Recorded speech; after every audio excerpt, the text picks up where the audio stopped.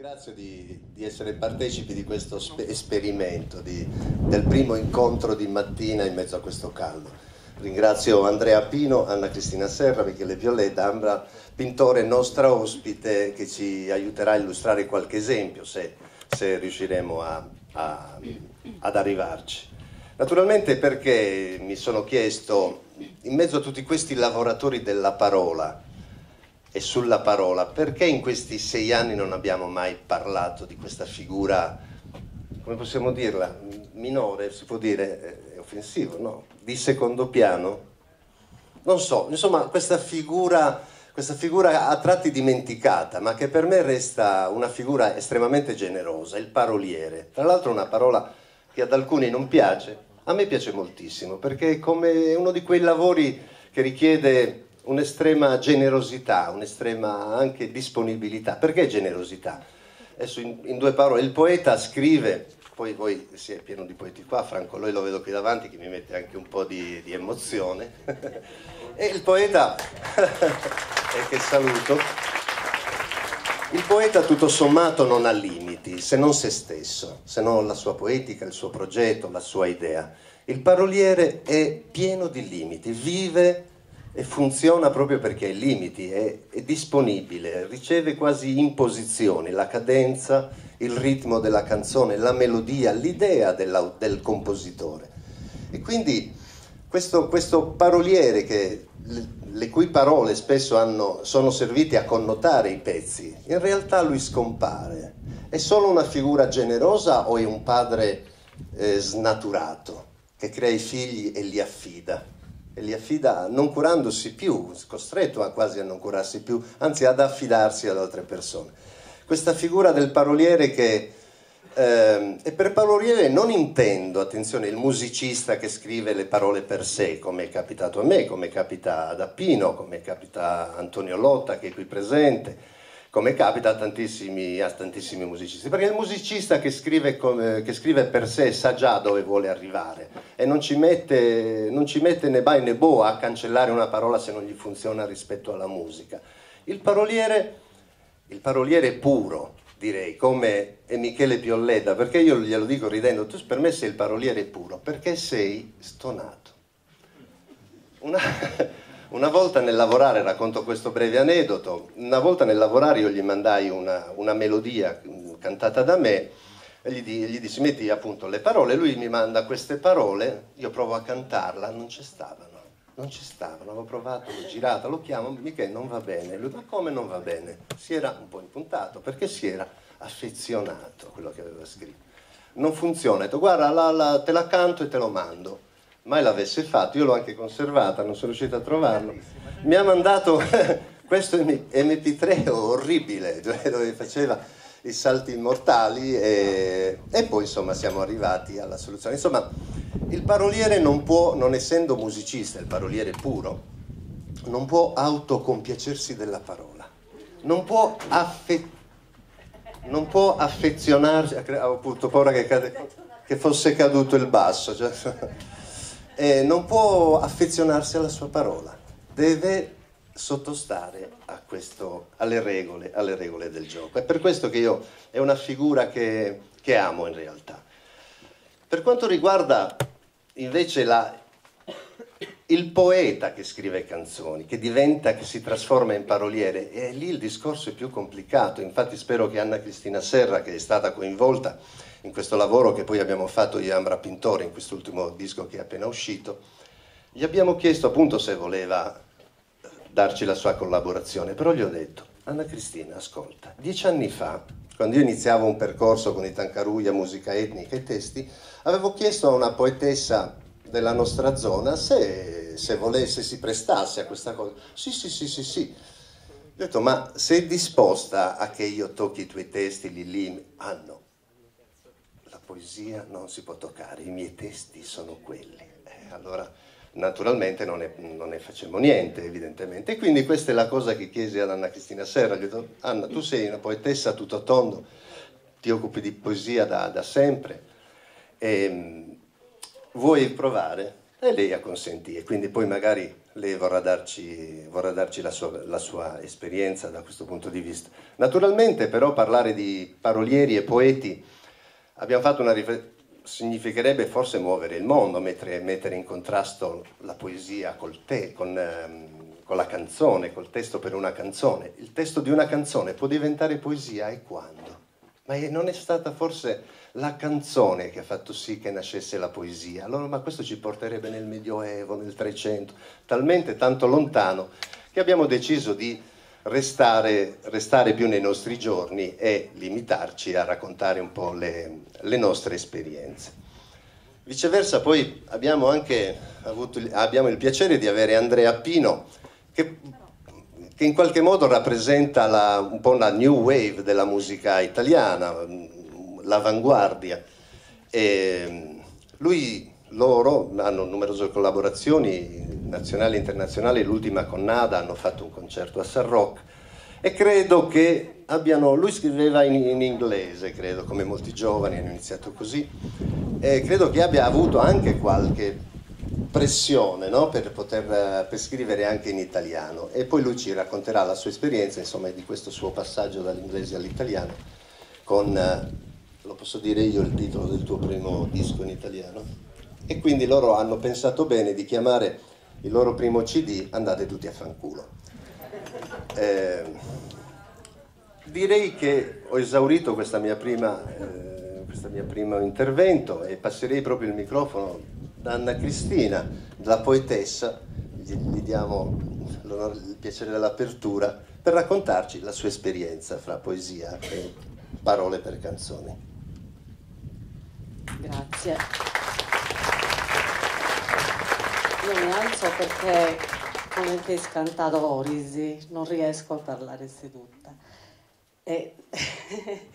Sì, e anche per me è una grande emozione ogni volta tornare a Seneghe e potervi incontrare sempre in poesia. Riguardo agli stimoli che ci ha dato Pino stamattina in apertura, non è molto facile secondo me, perché il confine tra canzone e poesia non è sempre ben marcato. Partendo da un dato di fatto, per esempio in Sardegna, nella nostra lingua, la parola poesia non esiste, è sempre canzone. I poeti funti iscantadores, quindi significa che il confine non è così netto. E poi io penso questo, che comunque la parola è sacra, comunque che sia una parola poetica, una parola destinata al canto e quindi ad incontrare il cuore dell'altro in una maniera differente. Tu prima hai detto che il poeta si affeziona alla sua parola e quindi non gradisce che altri ci mettano mani. Io invece penso che una volta che la parola arriva e tu la condividi, non è più tua, è di tutti, e quindi in questo incontro si può dare vita ad altro. Poi invece, passando all'esperienza che io ho vissuto con Pino, con Michele e con Amra, devo dire che è stata un'esperienza bellissima. Il fatto che Pino abbia come dire, chiesto alcune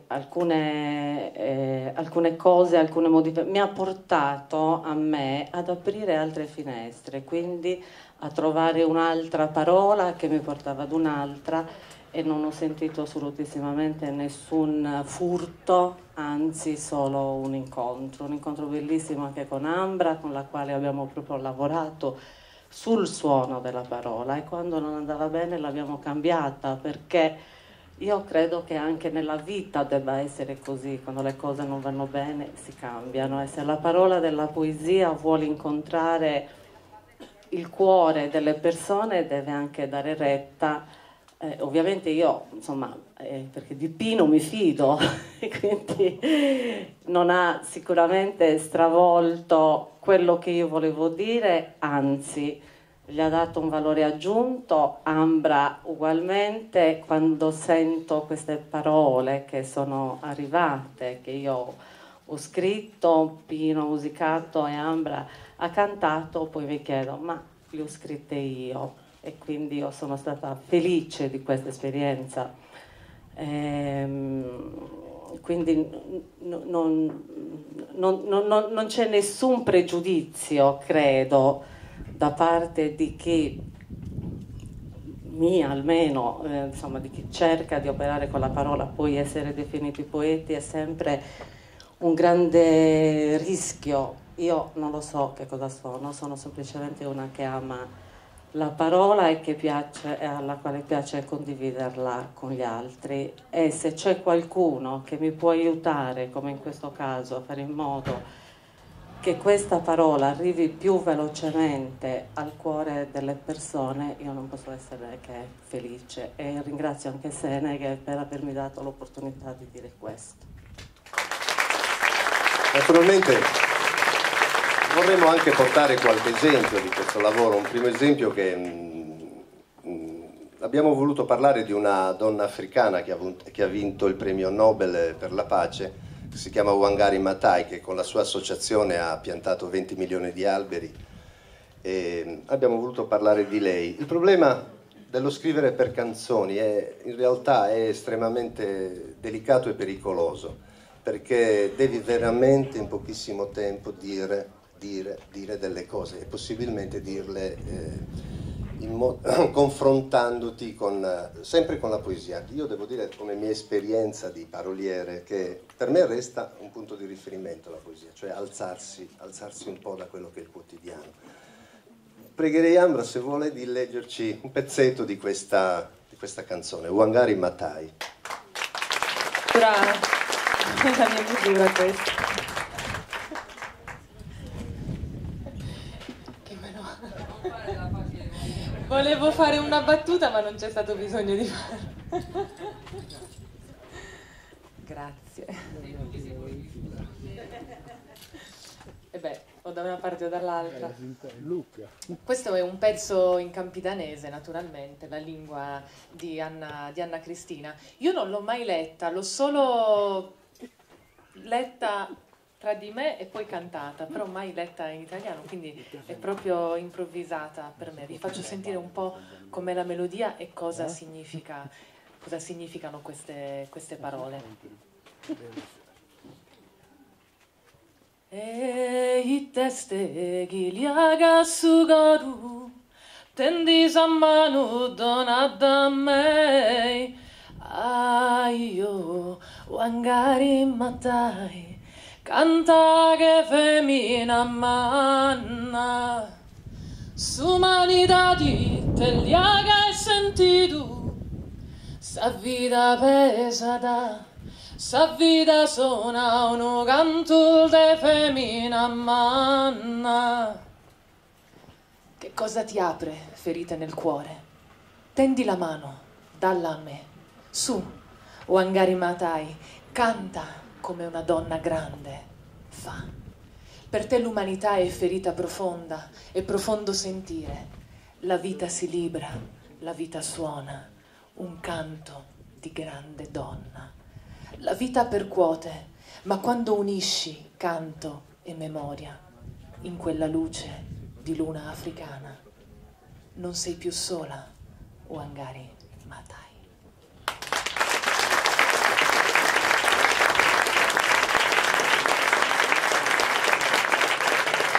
Grazie molte.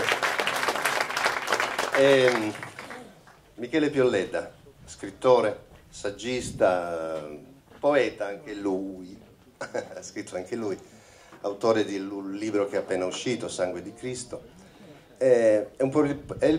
Non so forse se esagero, però è il paroliere sardo. Numerose le sue collaborazioni, ha scritto per Andrea Parodi, per Elena Ledda, Catte, tantissimi altri. Quindi credo che abbia qualcosa da raccontarci sulla sua esperienza di paroliere. Ti piace questa parola? No. Che faccio? Posso restare seduto? Sì. Ciao Seneghe. ha detto un sacco di cose, Pino.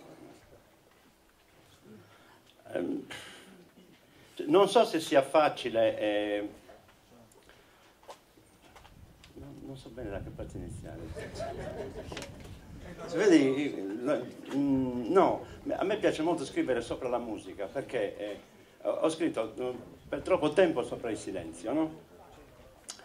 E in fondo poi la poesia è una canzone suonata in silenzio, senza nessuna musica sotto. E con la musica però invece devi fare i conti anche col fatto che poi tutto deve tornare, devi mettere insieme il significato, il valore e anche la forma.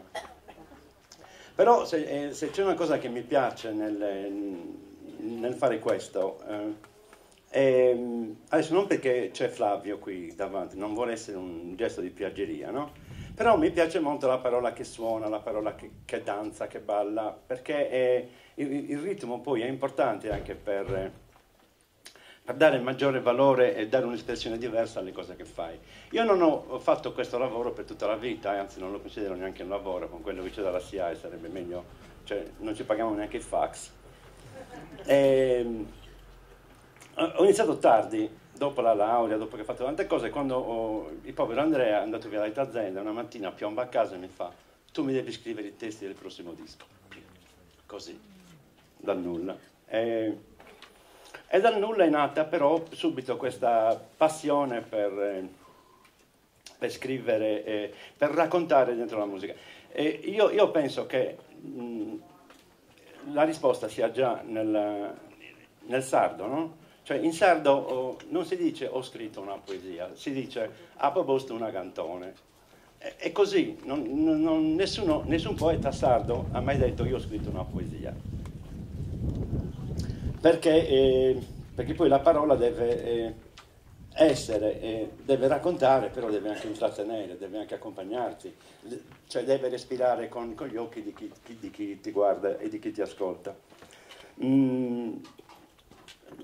La fortuna comunque di scrivere i testi è che io l'ho sempre detto, se non incontravo lui o Andrea o Elena o gli altri, io quelle cose non le scrivevo, non avevo nessuna necessità in quel momento di scrivere, che ne so, Abba Muda o di fare Pandela o Caminera o Soneani, ma se Maltese non mi mandava la musica io non avrei mai scritto quella canzone lì. È semplice, ma non è che deve essere una cosa riduttiva o considerata una mancanza di poca creatività, è che poi gli stimoli ti arrivano. Dico santo cielo, se non gli avessero commissionato il Cenacolo Leonardo da Vinci non l'avrebbe mai fatto. Probabile se non c'erano i soldi dei Medici di Firenze, che Michelangelo e compagni facevano un altro lavoro. È chiaro che questo lavoro di commissione, lo possiamo chiamare così, che c'è, quando lui mi chiama e mi manda il file che contiene una melodia, intanto lui spesso e volentieri mi dà già un'idea di quello che potrebbe essere il pezzo e quindi diventa già più facile raccontare. Però io non voglio che voi pensiate che sia svilente o che non sia poesia. Io penso che siano due modi diversi di intenderla. D'altronde, come cambiano i tempi, cambiano anche le espressioni, cambiano anche gli strumenti e i mezzi con i quali tu fai le cose. È chiaro, cioè, se penso che Guerra e Pace è stato scritto con la penna, diventi scemo. I Promessi Sposi è stato scritto con la penna. Omero, tutto a mente, tutta a voce, peggio di Melchiorre Murenu, non ha mai scritto una riga in vita sua. Quindi ci rendiamo conto che io ad esempio quando mi voglio divertire prendo, che ne so, ultimamente mi sono tradotto in sardo, me la canto anche, me la suono pure. Mi sono tradotto Smell Like Teen Spirit di Nirvana.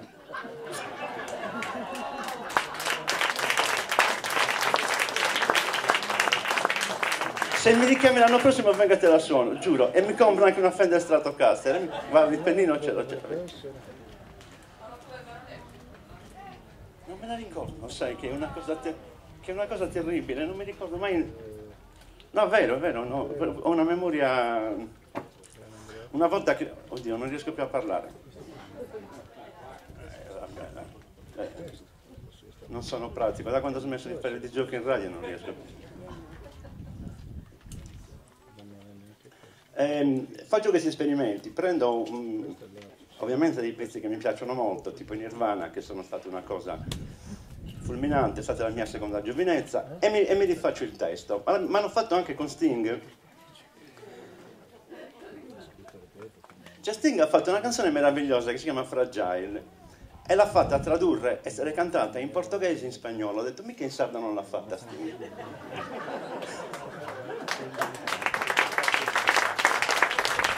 L'anno prossimo e mi compro un attaccamino, me la presti tu un attaccamino. E mi sono tradotto Fragile, che in sardo diventa Trizile, ed è bellissima. Trizile, è proprio benetutese antico questo. Trizilità, è bello, cioè, allora ti rendi conto che se Sting non faceva la canzone io non avevo mai scritta quella roba lì. Ora, secondo me si può fare poesia scrivendo canzoni, si possono fare canzoni scrivendo poesia. Io, se c'è una cosa che mi piace è che non mi offendo quando lui mi stravolge una frase, una parola, oppure gli mando, per fare Oi Mamma gli avrò mandato 400 strofe. 2 ne ha preso. Ci usciva tutto l'album. Anche Sam Benevini è un romanzo, poi è una fiction. Posso, meno male. Non so perché sei così emozionato. Infatti adesso che ha introdotto questo tema del romanzo, no? Un po' la canzone che ne abbiamo moltissimi esempi. E in effetti è vero che lui a volte scrive tanto e poi bisogna un po' cassarlo, insomma, bisogna tagliare. E la cosa bella a volte della canzone, quando è ben affrontato il tema, è che può anche non solo confrontarsi con la poesia, ma addirittura con la sceneggiatura, di qualcosa anche di teatrale. E io ho raccolto, ve l'ho voluto portare, questa canzone che si chiama San Benebino, sangue e vino, un tema ancora attuale per la Sardegna, dove si scontrano 2 giovanotti per amore e per il vino. E nell'ambito di 4 minuti, in effetti, rileggendo questo testo, sembra di poter assistere ad un'opera di teatro. E vorrei pregare Ambra se ce la interpreta.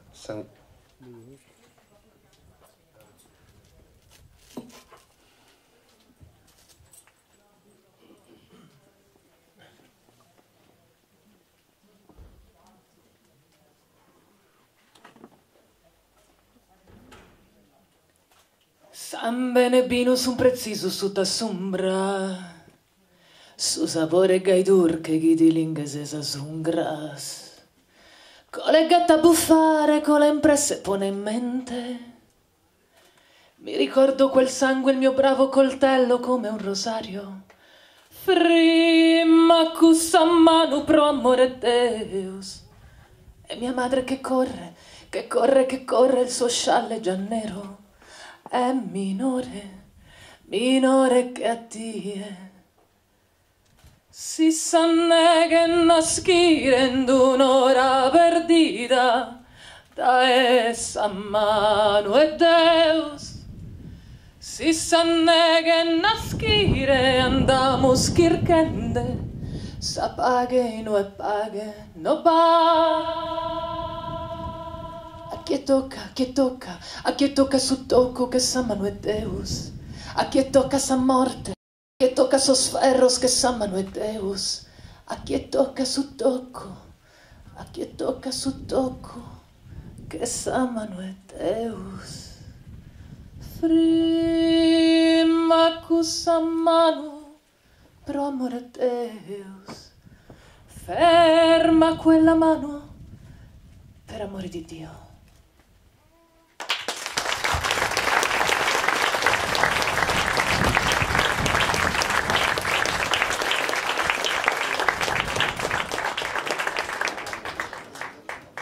Avete già sentito anche per un attimo la differenza, se vogliamo, di forza o di evocazione di dire frima cussa mano pro amore Deus, oppure di dire ferma quella mano per amore di Dio.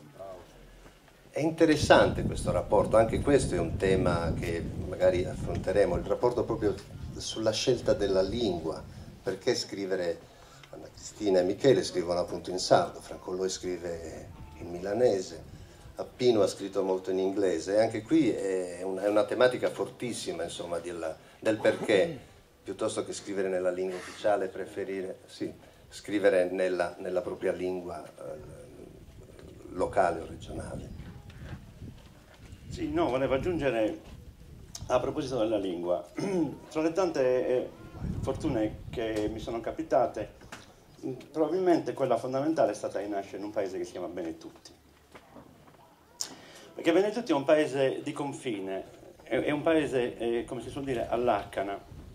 Noi siamo equidistanti dalla provincia di Nuoro e dalla provincia di Sassari. Abbiamo il Logudoro da una parte e il Nuorese dall'altra. Quindi la nostra lingua si riempie in continuazione di termini che arrivano da quelle linee più dure che possono essere quelle nuoresi, diciamo, a quelle più dolci che sono tradizionalmente quelle di Ostieri. E ti permette questo anche una, se la posso chiamare un'ambiguità di scrittura, di trovare per certi argomenti una soluzione che può essere più dolce, quando si tratta di canzoni d'amore che mi piacciono molto, che se ne scrivono sempre poche, e invece canzoni che hanno per argomento il sociale oppure le solite tematiche. Per fare un piccolo esempio, no? In questo disco abbiamo utilizzato tante di quelle varianti che penso che ci siano tutte le parole, tutte le migliori parole che noi possiamo trovare nella lingua sarda.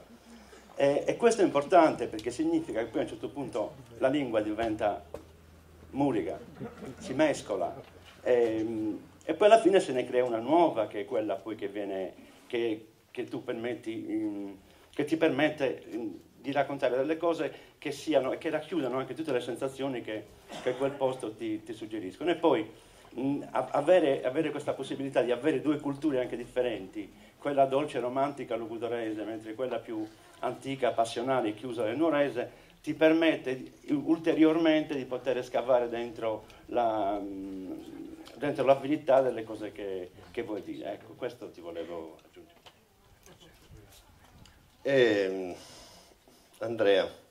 Andrea rappresenta il problema linguistico, non lui voglio dire, il giovane musicista che parte dal rock, rappresenta il problema linguistico. L'italiano è la lingua della poesia, posso dire, l'inglese è la lingua del rock, l'italiano è pieno di parole piane, il rock è pieno di tonghi, di tronche, di roba che si prestano al ritmo. Spesso gli italiani fanno un sacco i parolieri italiani fanno un sacco di salti mortali per arrivare a questo, nel bar, nella città, io, tu, nel blu, Zucchero lo usa questo blu come se l'avesse inventato lui, no? Per arrivare ad avere questa, ma lo sa anche Paolo Conte in qualche modo. Avete presente quella canzone che dice quanta passione nei tuoi occhi, quanta passione, no? Proviamo a dirlo in italiano, quanta passione nei tuoi occhi, quanta passione, cioè si svela, l'italiano svela subito, deve trovare un'altra, ecco il poeta che va a cercare altre forme profonde per saltare questo aspetto così visibile dell'italiano, mentre invece l'inglese tronca dalla cadenza, lascia in sospeso, ti fa aspettare un sacco di cose. Ti lascio il microfono da qui. Vero anche, salve Senegher, anche la prima volta che c'è un piede sopra il cavo. D'accordo. È anche vero che l'inglese è la lingua del rock perché l'immaginario rock è in inglese. Quindi sono convinto che questo verrà superato e si sta superando, ma il discorso è un altro. Dunque, parliamo parolieri. Io scrivo anche per altre persone, però non solo le parole, ma anche la musica. Sto lavorando per Marina Rei e altre persone. E io mi reputo, a prescindere dal poeta o dal paroliere, un artigiano. Credo molto nella figura dell'artigiano, perché questo, secondo me, è quello che faccio io.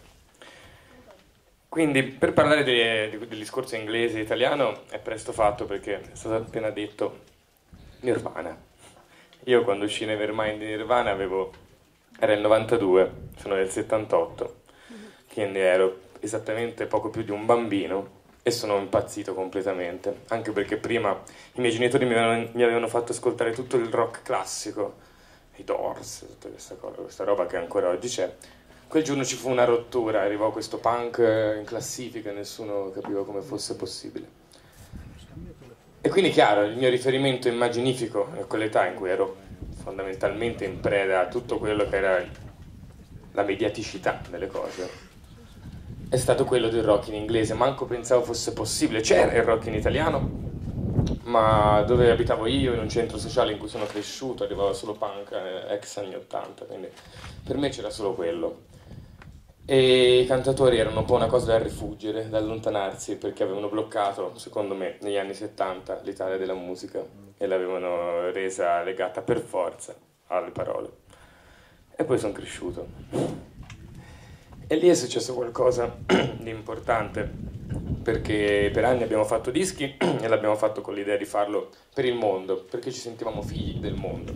L'Italia andava bene, ma ci stava anche un po' stretta. E come tutti i rocchettari, ci faceva anche un po' schifo.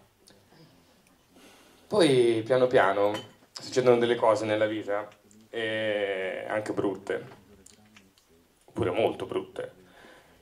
E si comincia a soffermarsi un attimo, e le tronche, l'immaginario inglese di una lingua che comunque non è tua, anche per quanto tu la conosci, cominciano a non bastare più.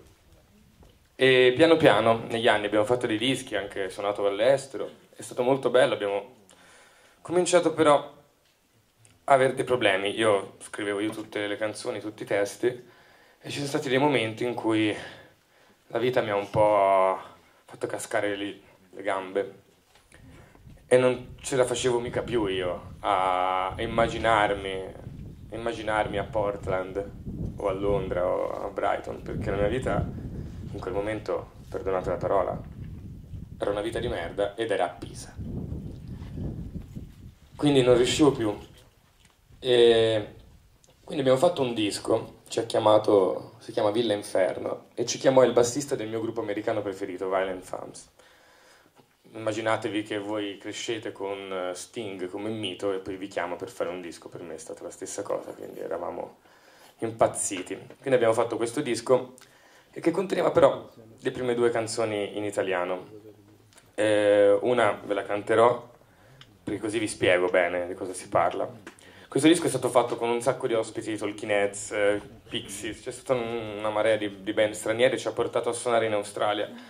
Eppure il legame di cuore più forte era con i 2-3 pezzi che c'erano nel disco in italiano, perché parlavano esattamente di quello che era successo un paio d'anni prima, di cose importanti per me, e non è più stata la stessa cosa. Da quel giorno ho scoperto che la narrativa si può fare in musica, e da lì in poi con l'italiano credo che sia stato l'hip hop in questo momento a farlo perfettamente. Poeta non mi ero mai sentito e mai mi sentirò, perché ripeto, sono un artigiano dei sentimenti. Lì ero convinto di aver fatto quella cosa, di essere riuscito a cantare una situazione agghiacciante e di far ridere comunque amaramente di quella situazione. Da lì non è stato più lo stesso, anche perché il pubblico si è quintuplicato, decuplicato, e poi è arrivato il primo disco in italiano, che dopo 10 anni che ci hanno chiesto quando fate un disco in italiano, quando fate un disco in italiano, quando fate un disco in italiano, noi abbiamo ben pensato di chiamarlo Andate tutti a fanculo. L'abbiamo fatto comunque anche perché l'Italia di 2 anni fa, che ancora comunque è quell'Italia lì, ci faceva veramente schifo. E siccome in Italia il perbenismo è comunque il mantenere sempre un certo tipo di forma, noi veniamo dai centri sociali, quindi insomma venivo da delle situazioni per cui dove nella mia vita e anche nella vita non mia ma quella delle persone con cui non mi rapportavo, dell'Italia che mi fa schifo, è una vita volgare. La volgarità è permeata in politica, la volgarità anzi è in primis in politica. E allora se volevamo fare un ritratto dell'Italia del 2009 è uscito il disco, niente di meglio che usare il turpiloquio e un qualunquismo totale, che è Andate tutti a fanculo, che in realtà molti pensano avete voluto fare punk. No, Andate tutti a fanculo è la cosa più qualunquista che esista, è una roba da bar, si va dentro, andate tutto a fanculo, vuol dire non prendere posizione, non decidere cosa è bene, cosa è male, non fare niente, e di quello parlava il disco. E da lì è nato un mondo a parte, nuovo, dove insomma i ragazzi vengono, cantano le canzoni e siamo vicinissimi, e questo mi ha cambiato la vita per 1000 motivi, da anni, da ormai 3 anni è diventato un lavoro a tempo pieno, e quindi devo ringraziare l'italiano, anche se continuo a capire i ragazzi che cominciano a cantare in inglese, e li giustifico assolutamente, però poi arriverà, e se non arriva spero che prima o poi qualche italiano all'estero riesca a imporsi, perché comunque ancora da quel punto di vista siamo rimasti indietro. Quindi niente, io volevo cantarvela questa canzone qua, che è fondamentalmente la canzone che ha decretato il passaggio nella lingua. Prendo la chitarra, grazie.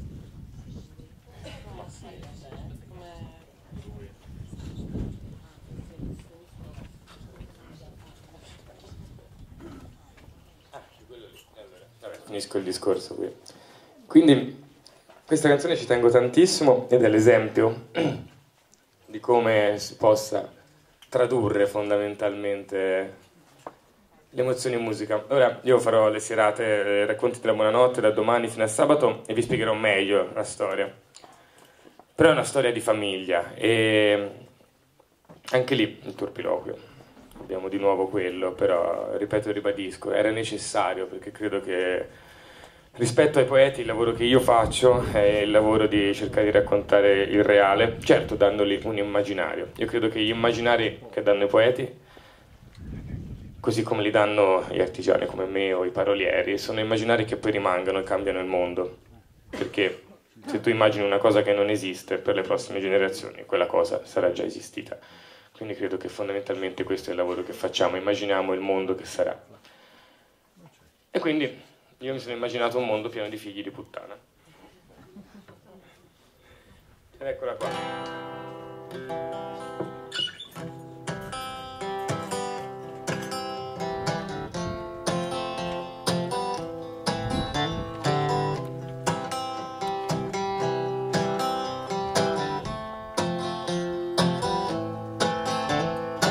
Nella testa di mio padre ci sta come un temporale, pochi lampi di cielo, nazional popolare. Ci sta un canto di sirena, tipo un suono sempre uguale, niente a vedere con la musica, piuttosto col volare. Oh oh, oh oh, oh oh, oh oh. No, oh oh, oh oh, oh oh, oh oh, oh oh, oh oh. Mamma, nella testa di mio padre ci sta come un grande fuoco, non mi cagava molto, però me fregava poco. Io cantavo squarciagola già nel cortile della scuola, lui andava a lavorare, a guadagnare, a faticare. Ma oh, oh, oh, oh, oh, oh, oh, no, oh, oh, oh, oh, oh, no, oh, oh, oh, oh, oh, oh, oh.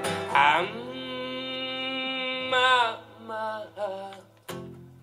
mia madre è strana, mi dà del figlio, hey, di puttana. Mia madre è strana, mi dà del figlio, hey, di puttana. E fra un MS e l'altra se n'è andata la mia infanzia.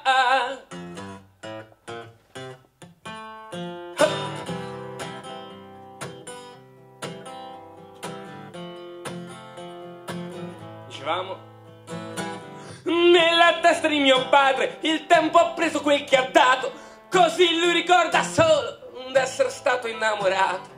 E all'amore ha dato un peso, un nome, un volto ed un colore, nero come l'avvenire, scuro come un avvocato. Oh oh, oh oh, oh oh, oh oh, no, oh oh, oh oh, oh oh, oh oh, oh oh. Mamma,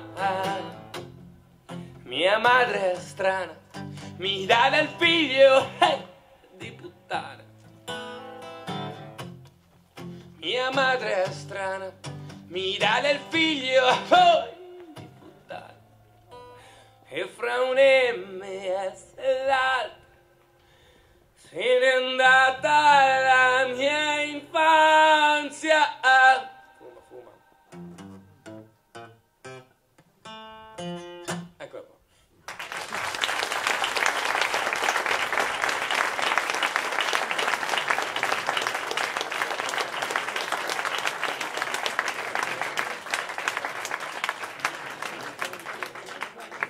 Sì, grazie Andrea.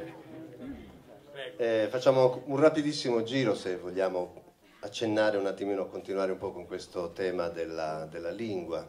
Tu hai affrontato il campidanese, Michele il logudorese. Perché non scrivi in italiano? No, io la prima cosa che mi viene a dire è perché scrivo in lingua sarda, prima di tutto perché la amo, primo. E Andrea ha detto che a lui non sta bene l'Italia, lui canta e scrive in inglese, io lo faccio in sardo. E anche perché credo che nessuno di noi può dare quello che non è e non può comunicare veramente se non attraverso quello che sente davvero.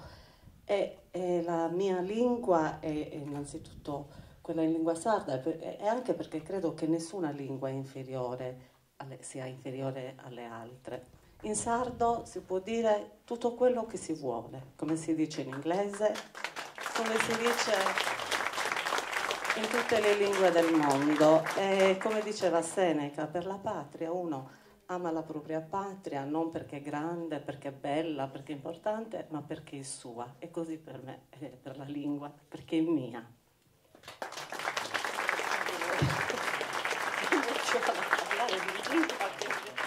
Certo. A volte uno nella propria lingua riesce a dire in pochissime, ancora in meno parole quello che...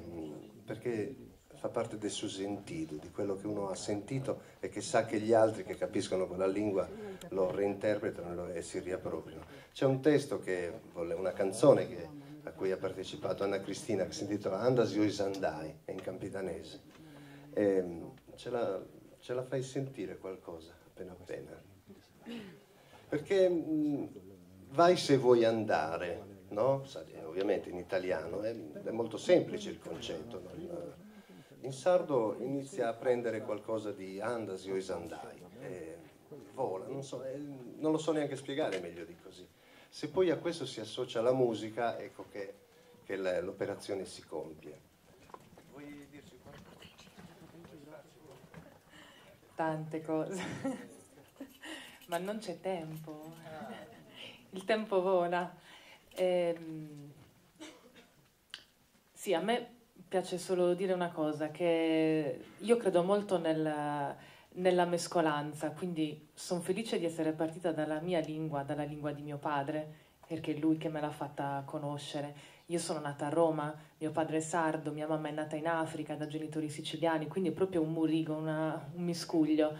Però devo dire che l'unica lingua che mi sento in poesia è il sardo, quindi non potevo non partire da quello, anche se poi sto scoprendo che è una grande emozione cantare in francese, cantare in somalo, cantare in arabo e provare ad emulare quei suoni che non sono i miei.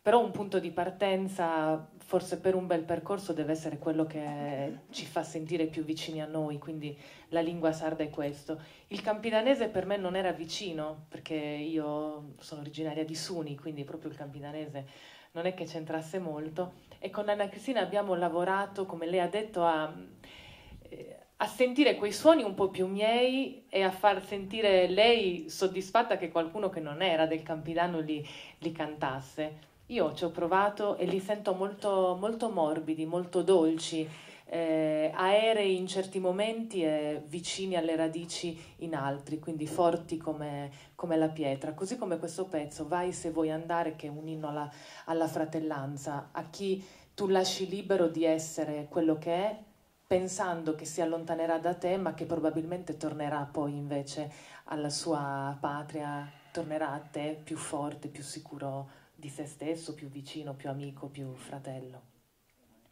Questo pezzo, così ve lo accenno, non è facilissimo senza musica, ma insomma siamo tra amici, è come un po' quando si canta sotto la doccia, in effetti non c'è la chitarra vicino. A dubisi sin crara da insenna arrivassi erru, insinu froris denni. A dubisi sin crara da insenna arrivassi erru, insinu froris denni. Andasi io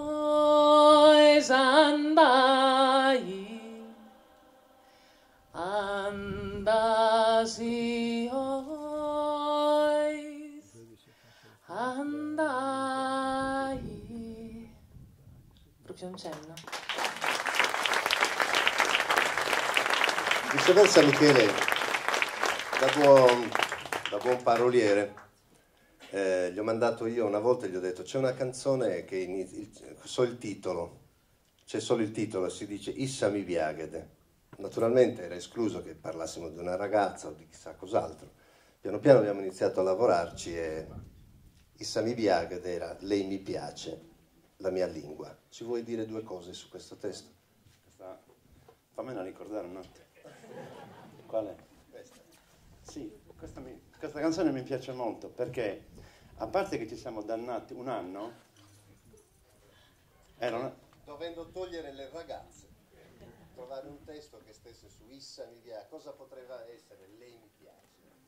No, sì, beh certo, mi piaceva molto fare una cosa sulla lingua, però che non fosse che fosse una canzone d'amore per la lingua, come diceva prima Anna Cristina. E in questa canzone l'importante sta molto nella partenza, no? Dove diciamo: quale lingua ha scritto il mio nome che mantiene il ricordo di tutto? In quale ala è nascosta la tua radice? Da dove nascono le voci? Se lo sai dillo, non temere.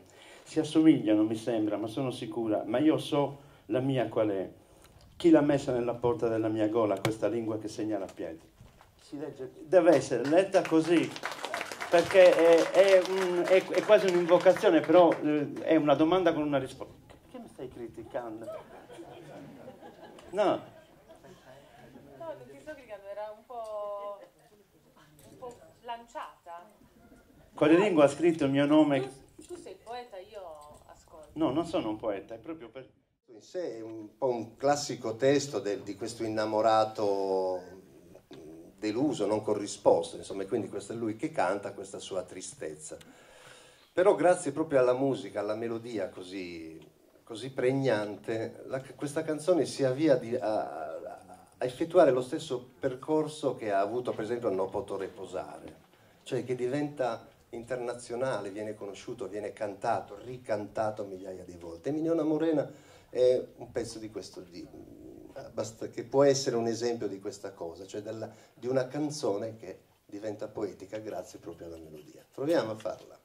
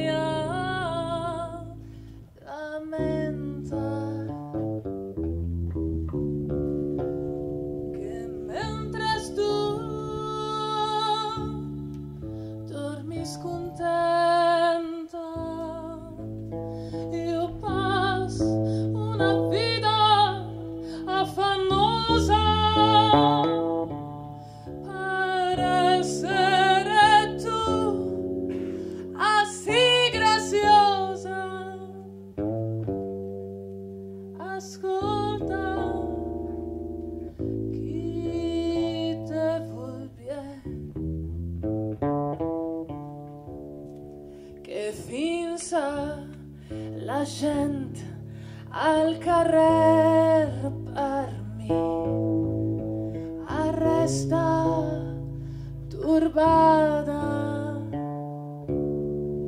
la passare a sentenziata. Oh bella mignona morena, que las mías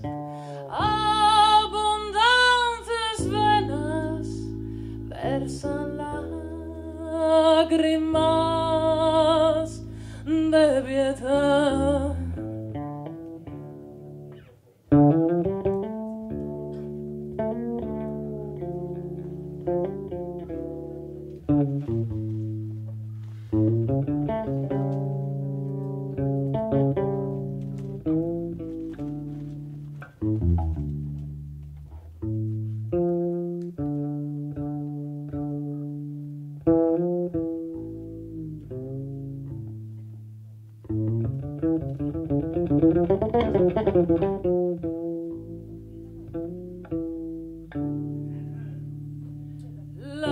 passare a sentenziata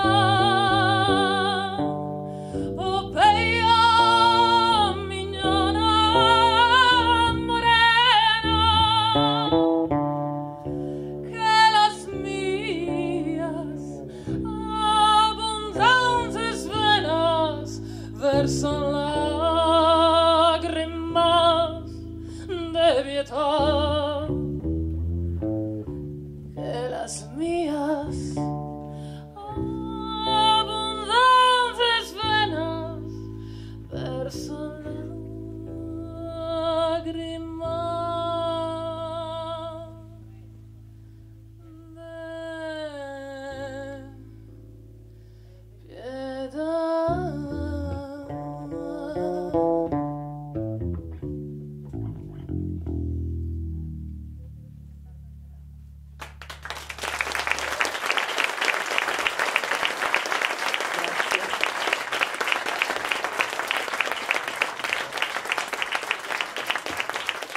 Grazie molte. Siamo pertanto giunti alla fine, ringraziamo davvero tutti per questo incontro a braccio. Forse non è il caso di chiedere se qualcuno vuole fare qualche domanda, mi sembra tardi e c'è un aperitivo qui a fianco, ma se qualcuno volesse farla, ora può alzare la mano. 1, 2, 3. Grazie davvero a tutti, buon proseguimento del festival e buona permanenza a Serio. Grazie.